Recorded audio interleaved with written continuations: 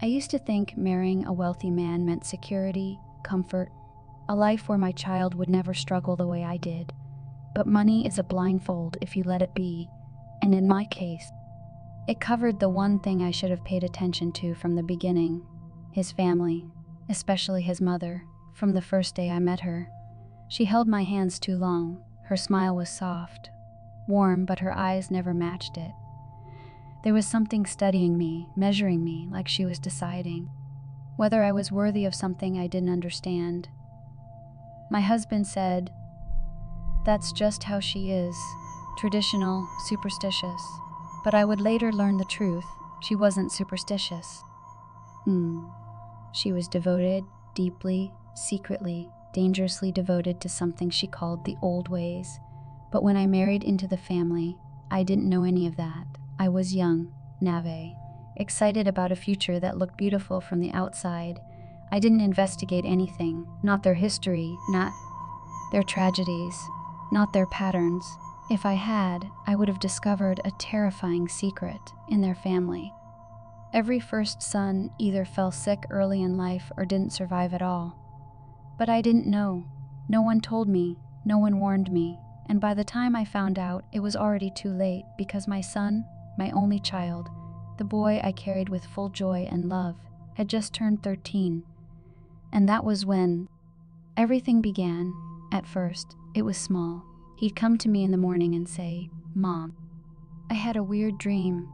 And I would say what every parent says, "Don't worry, sweetheart. Dreams aren't real."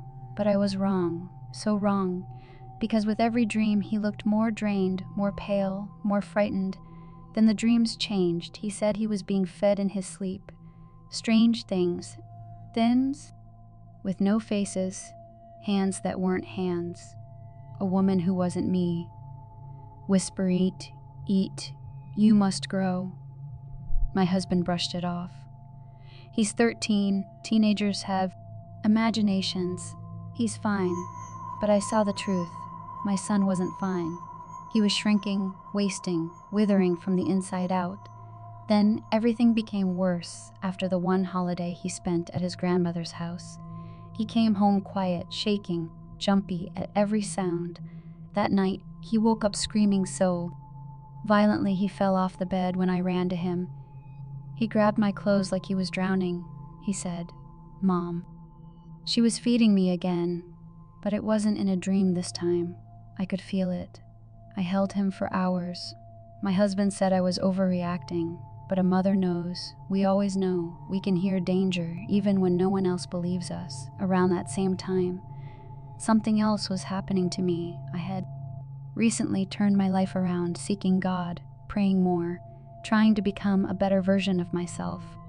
Nothing dramatic, just a quiet, sincere desire to grow spiritually. And the moment I became closer to God, my mother-in-law changed completely. The woman who used to hug me, cook for me, smile warmly, now looked at me like I was a threat. She became cold, sharp, insulting in ways that felt personal and ancient, as if light irritated her, as if my prayers burned her somehow. I realized something then. She didn't hate me. She hated the God I was turning to. She hated the protection I was starting to carry. And that was when the signs became impossible to ignore. My son said she made him drink herbal tea every night. He said she told him stories of her ancestors. He said she made him repeat strange phrases before bed. He didn't understand any of it, but I did. She was initiating him, preparing him. He was the first son of the family, the next offering or the next vessel. My husband still refused to believe anything was wrong. But one night, when I went to pray over my sleeping son, I felt something, a heaviness, a pressure in the air, a coldness that wasn't physical. His body twitched like someone was pulling him from inside. His lips moved, whispering words he did not understand, and then he vomited soil. Not food, not bile, soil. I screamed. My husband froze. I took my son and ran. I didn't know where to go, only that I needed to get him away from that house, from that influence, from the shadow creeping into our lives. I prayed the whole night, cried, begged, fought with everything inside me, and slowly, very slowly, my son's breathing calmed, his skin warmed. He finally slept without trembling. That was the first time in weeks I saw peace on his face. But the next morning, my mother-in-law came to my door. I will never forget her expression. Her smile was too wide.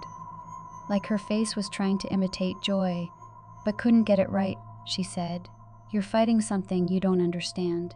It's bigger than you, stronger than you. The boy belongs to us." I stepped forward. "No," I said.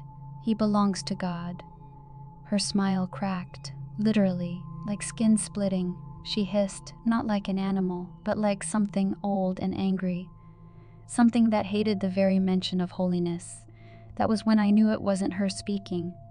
It was what worked through her. Her old ways weren't harmless traditions. They were bondage, blood rituals, spiritual chains passed down through generations. But chains can break, and that day, mine did. I prayed out loud. With courage I didn't have before. With strength that was clearly not mine alone. My mother-in-law staggered backward, clutching her chest, eyes furious, and then she ran, not walked. Ran, like she was fleeing something she couldn't fight. That was the last time she ever came near my home. After that day, my son healed gradually. The dreams faded, the whispers stopped. His laughter came back. And for the first time in years, I felt safe in my own house. I realized then something powerful. A mother's intuition is never wrong.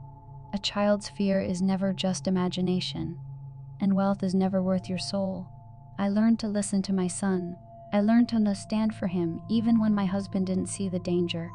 And most importantly, I learned that choosing God, truly choosing him, lights up a protection no darkness can tolerate.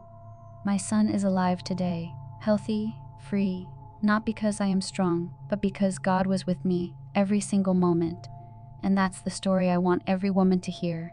Don't marry blindly, don't ignore signs, and never, ever stop listening to your child, because sometimes their nightmares are warnings, and sometimes their dreams are battles we're meant to fight for them.